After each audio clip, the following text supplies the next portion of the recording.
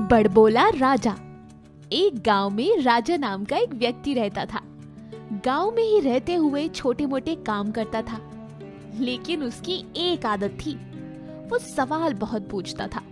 जो भी उसके दिल में आता था वो सीधा बोल देता था। संकोच करना राजा को बिल्कुल नहीं आता था। गांव वाले सब राजा की इस बड़बोली आदत से बहुत परेशान थे। एक बार अगर राजा ने सवाल पूछना शुरू किया तो फिर सब हार ही मान जाते थे। कोई उसके सवालों का जवाब दे नहीं पाता था। इसकी वजह से सब राजा से बचा करते थे। कोशिश करते थे कि अगर राजा आए तो वहां से भाग ले। मेरा नाम है राजा, बजा देता हूँ सबकी बाजा। मेरा नाम है राजा। अरे वाह मज्जा, देख राजा आ रहा है। हाँ हाँ भाई चलो यहाँ से। सब लोग राजा से ऐसे ही डरते थे। उसी गांव में एक सरकारी स्कूल था। स्कूल में धर्मेंद्र नाम के एक नए टीचर आए थे। अपने काम को लेकर वो काफी एक्साइटेड थे। स्कूल के प्रिंसिपल ने धर्मेंद्र टीचर का आइए आइए, आपका स्वागत है हमारे स्कूल में। मुझे पूरा भरोसा है कि आप यहाँ के बच्चों को कुछ अच्छा सिखाएंगे। जी सर, मैं अपनी पूरी कोशिश करूँगा। गर्मियों की छुट्टियों के बाद स्कूल खुलने वाले थे, लेकिन अक्सर गांव के स्कूलों में बच्चे आया नहीं करते थे। इसलिए नए टीचर धर्मेंद्र और प्रिंसिपल ने एक प्लान बनाया। धर्मेंद्र सर, मैं एक बात सोच रहा था। गांव के बच्चों को स्कूल में इंटरेस्ट पैदा करने के लिए जरूरी है कि हमें घर घर जाकर उनसे इस विषय में बात करना चाहिए। सर, आप बिल्कुल ठीक कह रहे हैं, मैं भी यही सोच रहा था।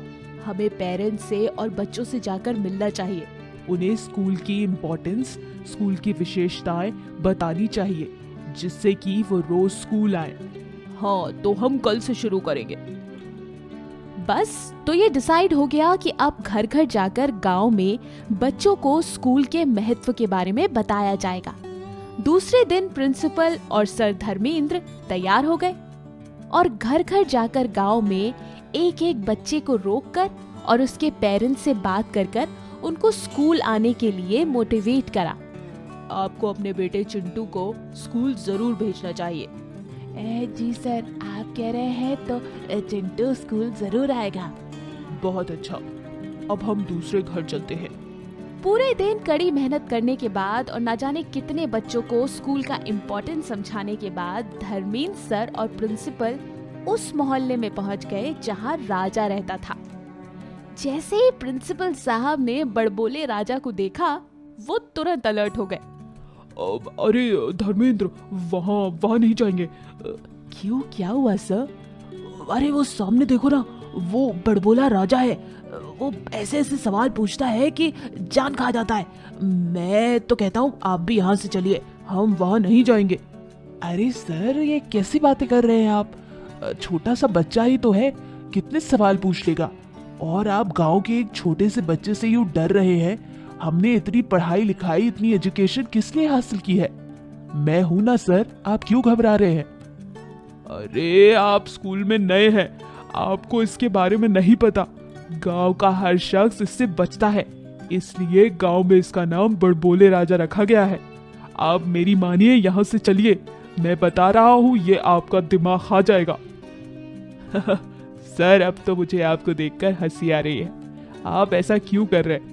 अब तो मैं मिलना चाहता हूँ इस बच्चे से। आप एक काम कीजिए, आप मुंह घुमाकर खड़े हो जाइएगा। इसके सवालों के जवाब मैं दूंगा। ये बोलकर धर्मेंद्र सर ने अपनी तरफ से बड़बोले राजा को आवाज लगाई। अरे बेटा सुनो जरा। बड़बोले राजा ने मुड़ के देखा। हाँ जी, बताइए। मैं ये कह रहा था कि तुम स्कूल आते हो? जी नहीं। बेटा, हम सब आपको ये बताने आए हैं कि आपको स्कूल आना चाहिए। स्कूल में पढ़ाई करने से आपको आगे तरक्की मिलेगी। जी सर, आप बात तो बिल्कुल सही कह रहे हैं, लेकिन मैं आपसे एक सवाल पूछना चाहता हूँ। हाँ बेटा, पूछो। प्रिंसिपल साहब ने राजा की आवाज सुनते ही मन सोचा। अरे मर गया ये, मैंने कहा था राजा के मुंह मत लगो। अब ये इसके सवालों के जवाब दे दे के तंग आ जाएगा। अब आएगा ये नए टीचर को पता। अब इसको पता चलेगा मैं क्यों मना कर रहा था। वहाँ राजा ने धर्मेंद्र सर से अपना सवाल पूछा। सर एक बात बताइए, आपके बच्चे हैं?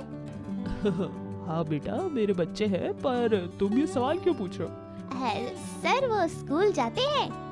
हाँ बिल्कुल, स्कूल जाते हैं और रोज स्कूल जाते हैं और अच्छा पढ़ाई कर रहे हैं। अच्छा सर, कौन से स्कूल जाते हैं, प्राइवेट या सरकारी? बेटा वो शहर में एक प्राइवेट स्कूल में जाते हैं। अच्छा, क्यों सर, सरकारी स्कूल में क्यों नहीं जाते? आप तो यहाँ पर सरकारी स्कूल की विशेषताएं समझाने आए हैं, तो फिर अपने बच्चों को प्राइवेट स्कूल में क्यों भेजते हैं? जैसे ही धर्मेंद्र से राजा ने अपना सवाल पूछा, उनकी बोलती बंद हो गई। वो दरअसल बेटा वो धर्मेंद्र के पास राजा के सवाल का कोई जवाब नहीं था। स्कूल तो स्कूल होता है ना सर, फिर आप अपने बच्चों को सरकारी स्कूल में क्यों नहीं भेजते, जब आप हमें सरकारी स्कूल में पढ़ाने का नसीहत देने आए हो? धर्मेंद्र के पास राजा के सवाल का कोई जवाब नहीं था। वो इधर उधर देख ही रहा था कि तभी अचानक दूर से गांव का एक दूसरा शख्स भारत आया। उसने राजा को धर्मेंद्र सर को ये सवाल पूछते सुन लिया। अरे ओ राजा, कहाँ तू फिर लग गया सवाल पूछने? तुझे जरा भी तमीज नहीं है क्या? बड़े साहब से कैसे बात करते हैं? चल घर जा वापस। मैंने ऐसा क्या सवाल पूछा है? बस इतना ही तो पूछा है। कोई मेरे सवालों का जवाब नहीं देता। लेकिन धर्मेंद्र सर के दिमाग में राजा का ये सवाल पूरा दिन घूमता रहा। बस उसने ये डिसाइड कर लिया कि जो राजा ने कहा था वो वैसा ही करेगा। उसने अपने बच्चों का एडमिशन प्राइवेट स्कूल से हटा के सरकारी स्कूल में कराया और सबको ये बात समझाई कि स्कूल तो स्कूल है और हम जो दूसरों को सिखाते हैं हमें खुद भी उस पर अमल करना चाहिए। Magical paint brush. वीरम नाम का छोटा सा गांव था। यहाँ सब कुछ था। लोगों के पास अच्छा काम, खेती, पैसे, अच्छा घर। पर यहाँ एक परेशानी हमेशा रहती है। यहाँ हर दिन बारिश होती है। अब आप कहेंगे इसमें परेशानी क्या है? परेशानी की बात यह है कि लोगों के पास अच्छा घर तो था, मगर उस घर पर कोई रंग टिकता नहीं था। रोज बारिश पड़ने की वजह से यहाँ के घरों के रंग खराब हो जाते थे और जितनी बार वो कोशिश करते रंग करने की, बारिश की वजह से सब पानी में मिल जाता। इसीलिए इस गांव में रंग लगाने वाला कोई भी कारीगर आना पसंद नहीं करता था। कई कारीगरों को यहाँ लाया जाता, पर वो सब यहाँ से भाग जाते। किशन काका गांव वालों से कहता है, अरे आज मैं शहर से एक बहुत अच्छा कारीगर पकड़ के लाया हूँ। उसे इस गांव के बारे में कुछ नहीं पता। हम उसकी अच्छी खातिरदारी करेंगे तो हमारा काम कर ही देगा। हाँ हाँ, हम उसे खिलाएंगे पिलाएंगे फिर काम करवाएंगे, तो वो इस बार हमारे घरों को रंग कर ही देगा। चलो चलो। सब गांव वाले रंग लगाने वाले कारीगर को बहुत खिलाते पिलाते हैं, उसकी अच्छे से खातिरदारी करते हैं। कारीगर बहुत खुश हो जाता है। कारीगर गांव वालों से कहता है, अरे वाह, आपका गांव तो बहुत अच्छा है। कितनी खातिरदारी की है मेरी। एक बूढ़ी काकी बोलती है, हाँ बेटा, बकरे को हलाल करने से पहले तो खिलाते पिलाते ही है ना। क्या? अरे कुछ नहीं, तुम काम शुरू करो, चलो। कारीगर बहुत खुश होकर रंग लगाने का काम शुरू करता है, तो बहुत अच्छे से सारे घरों को रंग लगाता है। रंग लगाते हुए बोलता है, आपके गांव में बहुत अच्छी धूप निकलती है, सारा रंग अच्छे से सूख जाएगा। तब बूढ़ी काकी कहती है, ये 4 पल की चांदनी है बेटा, फिर अंधेरी रात होने ही वाली है। मतलब? अरे कुछ नहीं, तुम काम करो जल्दी। कारीगर ने अपना काम आधा ही खत्म किया था कि बारिश हो गई और सारा रंग खराब हो गया। अरे ये क्या बारिश, मेरी पूरी मेहनत खराब हो गई। वो फिर से काम शुरू करता है। ऐसे करते करते वो रोज रंग लगाता, रोज बारिश हो जाती और पूरा रंग खराब हो जाता। अरे मुझे नहीं करना यहाँ काम। इस गांव का नाम वीरम नहीं, बारिशपुर होना चाहिए था। अब समझ आया क्यों इतनी खातिरदारी की जा रही थी। मैं जा रहा हूँ यहाँ से। ये मुर्गा भी नहीं फंसा, क्या होगा इस गांव का? और वहाँ के घर बिल्कुल बेरंगे हो गए थे। गांव में हमेशा की तरह बारिश हो रही थी, तो उस गांव से एक पुजारी गुजर रहे थे। वो बेचारे बारिश में बहुत भीग रहे थे और गांव के बाहर पानी भर जाने की वजह से कहीं जा भी नहीं पा रहे थे। अरे पुजारी जी, आप हमारे गांव में चलिए, आप यहाँ भीग जाएंगे। सारे गांव वाले पुजारी जी की बहुत सेवा करते हैं, उनका बहुत ख्याल भी रखते हैं। पुजारी जी बहुत प्रसन्न हो जाते हैं। आप लोगों ने मेरी बहुत सेवा की है, मैं कुछ आपको देना चाहता हूँ। आप गांव वालों कुछ भी मांगिए, मैं आपको दे दूंगा। सारे गांव वाले कहते हैं, पुजारी जी, हमारे गांव में सब कुछ है, सिर्फ हमारे घरों को रंग लगाने कोई नहीं आता। बारिश की वजह से सारे कारीगर भाग जाते हैं। बस इतनी सी बात है। ये लो जादुई पेंट ब्रश, ये आपके कहने पर सारे गांव को रंग लगा देगा। बेरंग है ये गांव सारा, भर दे रंग इसमें देर सारा। और वो जादुई पेंट ब्रश अपना काम शुरू कर देता है। वो हर घर को इतना सुंदर रंगता है, किसी को लाल, हरा, पीला, गुलाबी, नीला, ऐसा करते करते पूरा गांव बहुत सुंदर बन जाता है। सारे गांव वाले अपने गांव को देखकर बहुत खुश हो जाते हैं। गांव की तो लॉटरी लग गई, अब कोई मुर्गा नहीं फंसाना पड़ेगा। सारे गांव वाले हंसने लगते हैं। बच्चों, आज मैं आपको सुनाने वाला हूँ दो दोस्तों की कहानी। मनपुर गांव में सारी सड़कें खराब थीं। वहां पर कोई भी वाहन नहीं जाता था। उसी गांव में सिंधु नाम का एक आदमी रहता था। सिंधु पढ़ाई लिखाई न कर पाने के कारण खेतों में ट्रैक्टर चलाया करता था। एक दिन सिंधु का दोस्त बंता बोला, यार सिंधु, हमारे गांव में एक भी बस नहीं आती यार। चल एक काम करते हैं, बस चलाते हैं, इससे हमें बहुत सारे पैसे मिलेंगे। हाँ, और लोगों की आने जाने की तकलीफ भी दूर हो जाएगी। हाँ भाई, कह तो तू बिल्कुल सही रहा है। अपने गांव में यार कोई भी बस नहीं आती है, और वैसे मैं ड्राइविंग भी कर लेता हूँ। हाँ, लेकिन बात तो ये है ना, एक दो पैसे की तो बस आती नहीं है। यार शहर में ना मेरे एक चाचा रहते हैं, उनका गैरेज है। वहाँ पर पुरानी बसें खड़ी रहती हैं, मैंने देखा है। तू कहे तो मैं बात करूँ?